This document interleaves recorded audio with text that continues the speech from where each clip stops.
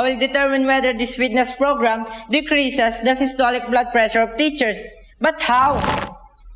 That's right, I can use hypothesis testing. Hypothesis testing is a decision-making process for evaluating claims about the population.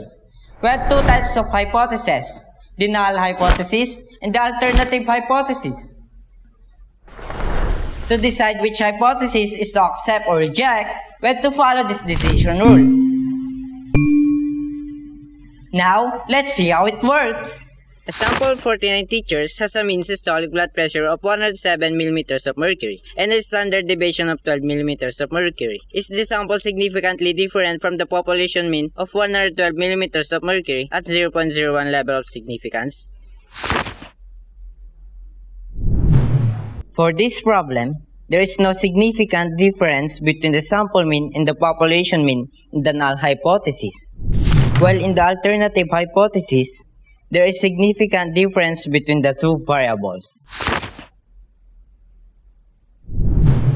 In this case, we knew the parameter in the sample size is greater than 30, so we will use the z-test.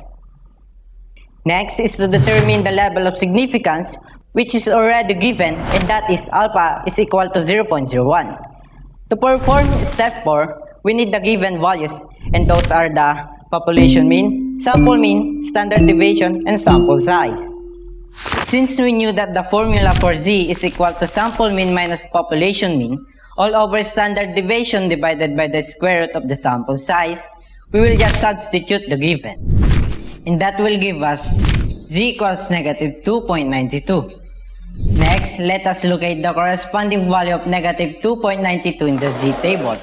In the z-table, negative 2.92 is 0.4982 since we only need this portion. Now, let's determine the p-value.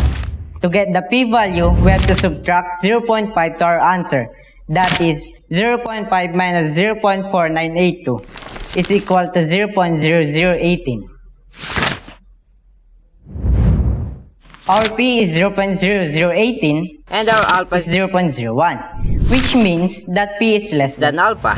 Going back to our decision rule, if p is less than Alpha, we will reject the null and accept the alternative. Finally, we are now ready to draw the conclusion. So based on the decision, we can say that there is sufficient evidence at level 0.01 that the fitness program significantly decreases the systolic blood pressure of teachers. Thank you for watching.